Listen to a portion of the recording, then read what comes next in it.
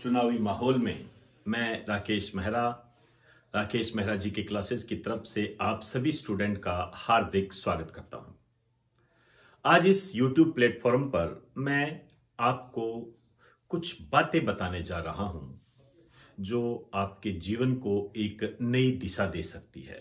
आप जानते हो, मेरा हमेशा ये प्रयास रहता है कि किस तरीके से आपके बैलेंस ऑफ माइंड को मैं बनाता रहूं, ताकि आप अपने जीवन में जो भी लक्ष्य रखते हो उसे आप पूरा कर सके। उसी दिशा में एक ताजा घटना के माध्यम से मैं आपकी समस्याओं को दूर करने का प्रयास कर रहा हूं। यदि मेरा यह प्रयास आपको पसंद आता है तो इसे ज्यादा से ज्यादा शेयर करें, ताकि अन्य स्टूडेंट भी जो इस तरीके की समस्याएं भुगत रहे हैं, झेल रहे हैं, उन्हें कुछ निजात मिल सके। आप जानते हो, पश्चिम बंगाल में जीत दर्ज की है टीएमसी ने, तृणमूल कांग्रेस के नाम से इसको जानते हैं, जिसके संस्थापक और जो नेता है ममता बनर्जी है।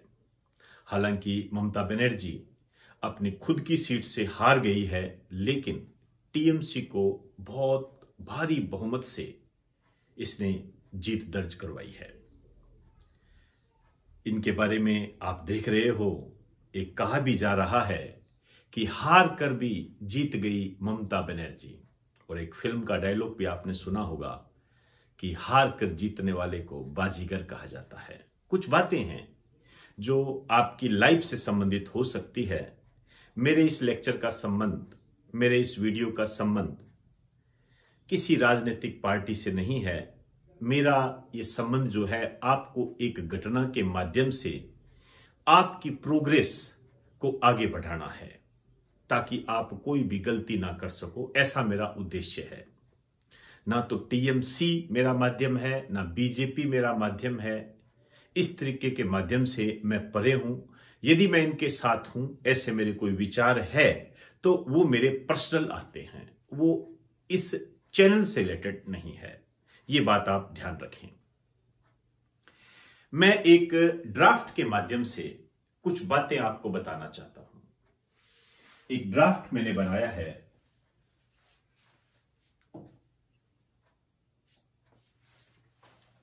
टीएमसी, बीजेपी, धोखा, मजाक।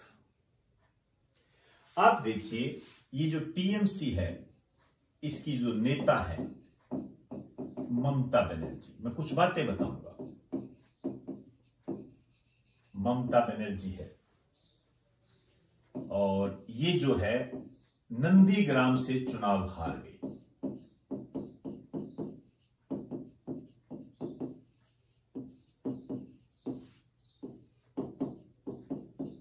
नंदीग्राम से चुनाव हार गई, लेकिन टीएमसी को भारी बहुमत मिला। ये कहानी है, भारी बहुमत मिला। आप कह सकते हो हार कर भी जीत गई, और जो हार कर जीतता है उसे बाजीगर कहते हैं।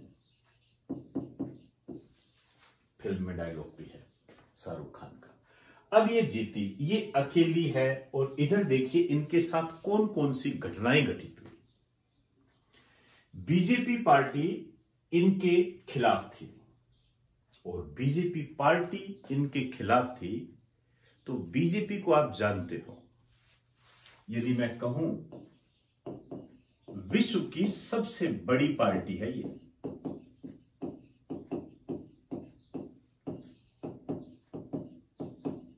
इतना तो आप समझते ही हो कि टीएमसी और बीजेपी में से बीजेपी काफी विशाल दायरा रखती है। इतना तो आप समझते हो। और इसके अंदर जो है प्रधानमंत्री नरेंद्र मोदी। आप देखिए, प्रधानमंत्री नरेंद्र मोदी विश्व में सर्वाधिक पसंद किए जाने वाले व्यक्तित्व में से एक व्यक्तित्व है। मैं विश्व की बात कर रहा हूं, ध्यान रखें। भारत में तो है ही, भारत में तो इनको पसंद किया ही जाता है, वर्ल्ड लेवल पर इनको पसंद किया जाता है।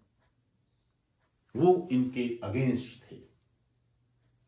और अमित शाह वर्तमान में भारतीय राजनीति के चाणक्य के रूप में जाने जाते हैं। भारतीय राजनीति का चाणक्य, जिसने कई राज्यों में सरकारें बनाई, इनके अगेंस्ट खड़े हैं। तो ये एक पावरफुल सिस्टम इस एक छोटी सी पार्टी के सामने खड़ा हुआ है। तो हार का सवाल पैदा होना बड़ा मुश्किल है, लेकिन हार गए। वो एक अलग बात है कि इन्होंने भी एक प्रोग्रेस का परिचय दिया है, लेकिन मैं अभी वहां नहीं जा रहा। मैं सिर्फ इसके माध्यम से आप अपने लक्ष्य को कैसे प्राप्त कर सकते हैं, आप बैलेंस ऑफ माइंड कैसे बना सकते हैं, आप अपनी परेशानियों से निजात कैसे पा सकते हैं, उसको बताने का प्रयास कर रहा हूं। अब आप देखिए, चलो ये ठीक है, पार्टी अगेंस्ट हो गया, हम देखते भी हैं, लेकिन इनके साथ और भी कई घटनाएं घटित हुई, जैसे धोखा, अपनों ने ही धोखा दिया। अब आप सोच लीजिए, आपका अपना ही कोई खिलाफ हो जाए, जिस पर आप बहुत ज्यादा विश्वास करते हो, वो ही आपके खिलाफ हो जाए, तो हो सकता है आप मजबूत तो बहुत हो, लेकिन माइंड पे इफेक्ट तो पड़ता ही पड़ता है।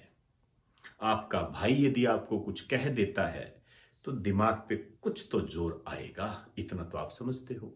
इन्हें भी, इनका जो लेफ्ट हैंड माना जाता था शुभेंदु अधिकारी,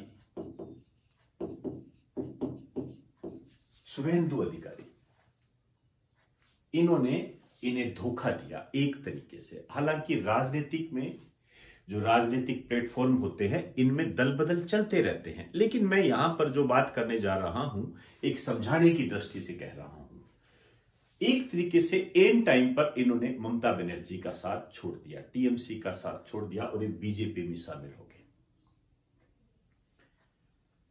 एक तो धोखा हो गया, ऊपर से इनका मजाक भी काफी बनाया गया। मजाक कैसे बनाया गया? एक तो ये कि आप देख लीजिए, कई शब्द चले थे, दीदी ओ दीदी। प्रधानमंत्री नरेंद्र मोदी ने भी एक रैली में काफी बढ़ चढ़कर ये नाम लिया, दीदी ओ दीदी। आप यूट्यूब चैनल पर देख ही रहे होंगे कैसे मजाकी माहौल किया गया। और तो और ये जो ममता बनर्जी है, ये भवानीपुर सीट से चुनाव लड़ती थी। ये इनका पारंपरिक गढ़ है, यहां से इनके हारने की कल्पना ही नहीं की जा सकती। लेकिन इन्होंने कहा कि मैं नंदीग्राम से भी चुनाव लड़ूंगी, मतलब 2 सीटों से चुनाव लड़ूंगी, 2 सीटों से चुनाव लड़ूंगी। जब इन्होंने कहा कि मैं 2 सीटों से चुनाव लड़ूंगी, तो ये जो विपक्ष है इनके सामने जो था, उन्होंने इसका फिर मजाक उड़ाया, कहा दीदी हार गई, दीदी डर गई, तभी 2 सीटों पर चुनाव लड़ रही है। इस चैलेंज को ममता बनर्जी ने स्वीकार किया और अपनी परंपरागत सीट को छोड़ते हुए नंदीग्राम से चुनाव लड़ने का फैसला किया। नंदीग्राम से चुनाव लड़ने का फैसला किया। ये नंदीग्राम शुभेंदु अधिकारी का गढ़ है और शुभेंदु अधिकारी को हराना बहुत बड़ी बात होती, लेकिन यहां पर ममता बनर्जी हार गई, लेकिन टीएमसी को जिता दिया, तो हार कर भी ये जीत गई। आप चैनल्स पे एक लाइन देख रहे होंगे, जो डूबने का साहस करते हैं, जो समुद्र में डूबने का साहस करते हैं, उन्हें ही सत्ता मिलती है। ध्यान रखें, जो डूबने का साहस करते हैं उन्हें ही सत्ता मिलती है। आप देख लीजिए, इन्होंने एक साहस दिखाया, कॉन्फिडेंस दिखाया। आपको भी इसी तरीके का अपने जीवन में कॉन्फिडेंस रखना है। साहस दिखाया, सत्ता मिली, वो एक अलग बात है कि इन्हें एक हार का भी सामना करना पड़ा, लेकिन फिर भी बाजीगर बने। मैं मेरे शब्दों में कहूं तो मैं इन्हें हारा हुआ कैंडिडेट नहीं कहता, क्योंकि इनके साथ जो परिस्थितियां जुड़ी हुई है वो ये है, इनके सामने कोई एरा गैरा व्यक्तित्व नहीं है, एरा गैरा सिस्टम नहीं है। इनके सामने विश्व की सबसे बड़ी पार्टी है और विश्व में सर्वाधिक ज्यादा पसंद किए जाने वाले व्यक्तित्व है और चाणक्य जैसा दिमाग रखने वाले अमित शाह जैसे व्यक्तित्व है। इनको टक्कर देना यह बहुत बड़ी बात है और ऊपर से ये मजाक, धोखा। अब आप सोचिए, इन सभी समस्याओं से ग्रस्त होकर फिर भी टीएमसी ने जीत दर्ज की। मैं अपनी बात समाप्त करने जा रहा हूं। बस आपको इतना समझना है, ये जो है ये बाहरी वातावरण है।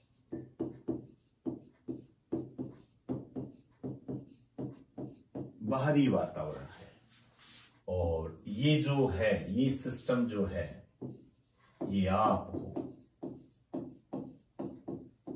ये आप हो। क्या ये समस्याएं आपके सामने नहीं है? ये आपके कंपटीटर होंगे जो बहुत ज्यादा तैयारी करते हैं। आपके सामने कंपटीशन है बड़े बड़े दिग्गजों से। क्या आपके साथ ये नहीं होता? बिल्कुल होता है, किसी न किसी रूप में, डायरेक्ट या इनडायरेक्ट रूप से आपके साथ ये होता है। क्या ये नहीं होता? क्या आपके रिश्तेदार आपका मजाक नहीं बनाते? क्या आपके रिश्तेदार ये नहीं कहते 3 साल हो गए पढ़ता ही रहेगा क्या? नहीं कहते। क्या आपके रिश्तेदार आपको ये नहीं कहते काम धंधा चालू कर ले, ऐसे नौकरी थोड़ी लगी जाती है, तेरा तो नहीं हो सकता? क्या आपके घर वालों को भड़काने का काम नहीं करते कुछ व्यक्तित्व? ये सब आप देखते हो। ये आपका बाहरी वातावरण है। इन बाहरी वातावरणों से डरना नहीं है, ध्यान रखें। ममता बनर्जी की तरह आप में जीतने की क्षमता हासिल करनी है। इनके जो जीतने के जो कारण है, टीएमसी के जो कारण है, मैं अपने शब्दों में कहूं तो मैं 3 कारणों को मानकर चलता हूं। एक तो balance of mind. Balance of mind सबसे महत्वपूर्ण कारण। बाहरी वातावरण ने इनके लक्ष्य को प्रभावित नहीं किया, ये डटी रही। इसी तरीके से आपको भी इन समस्याओं में उलझना नहीं है, डटे रहना है। अपने दिमाग को बैलेंस में रखना है, बैलेंस ऑफ माइंड बना के रखना है, बिल्कुल भी विचलित नहीं होना। दूसरा, डटकर मुकाबला किया, डटकर मुकाबला किया। कॉन्फिडेंस के साथ मुकाबला किया। नंदीग्राम से चुनाव लड़ा। ये क्या था? इनका कॉन्फिडेंस था। और इसके अलावा बहुत सारी चुनौतियां आप YouTube पे देख रहे होंगे। आप देखिए, भाई भतीजावाद का जब इन पर आरोप लगा तो उन्होंने यही कहा, दीदी को छोड़िए, पहले भतीजे से तो करें। उससे मुकाबला करके देखें तो बहुत सारे जवाब इन्होंने प्लेटफॉर्म पर दिए थे। डटकर मुकाबला किया और एक डरी नहीं। आपको भी इन्हीं किसी परिस्थितियों से डरना नहीं है, ध्यान रखना। कहते हैं ना, जो डर गया वो मर गया। डरना नहीं, अपने आप को मजबूत बनाइए टीएमसी की तरह। ममता बनर्जी ने एक छोटी सी पार्टी के रूप में जिस तरीके से ये जीत दर्ज की है, वास्तव में सैल्यूट करने योग्य है। और हमें ये सिखाती है, हमें भी सिखाती है, आप स्टूडेंट को ये सिखाती है कि जो भी बाहरी वातावरण है इसका अपने पर प्रभाव ना पड़ने दे, अपना काम करते रहें, अपने काम में विश्वास रखिए, अपनी मेहनत में विश्वास रखिए, फिर देखिए आपको कोई नहीं हरा सकता। तो ये कुछ बातें मैंने आपके लक्ष्य प्राप्ति के लिए एक मोटिवेशन के रूप में आपसे की है। मैं चाहूंगा इसे प्रत्येक स्टूडेंट तक पहुंचाए ताकि वो भी टीएमसी जैसी इस घटना को समझकर अपने जीवन में इंप्लीमेंट करके अनावश्यक दुविधाओं से बाहर निकले और अपने कर्तव्य और कार्य के प्रति सजग रहे और सतर्क रहे। क्योंकि आप जितना अपने कार्य के प्रति सजग और सतर्क रहेंगे, आप अपनी कामयाबी के उतने ही नजदीक जाओगे। अब मैं आपको एक बात कहना चाहता हूं। मुझे कमेंट बॉक्स में आपकी प्रतिक्रियाएं चाहिए। क्या आप ममता बनर्जी या टीएमसी इस पूरे घटनाक्रम को अपने जीवन में इंप्लीमेंट करेंगे? अपने विचार मुझे जरूर बताएं, मुझे अच्छा लगेगा। क्या आप में कुछ परिवर्तन करने की क्षमता आएगी? क्या आप बाहरी वातावरण को सिरे से नकार दोगे? यदि आप ऐसा करते हो तो मुझे कमेंट बॉक्स में जरूर बताएं, अपनी राय जरूर दें। मैं आपकी राय का इंतजार कर रहा हूं। तो दोस्तों, इन्हीं शब्दों के साथ आपसे इजाजत चाहूंगा। आप सभी को मेरा नमस्कार।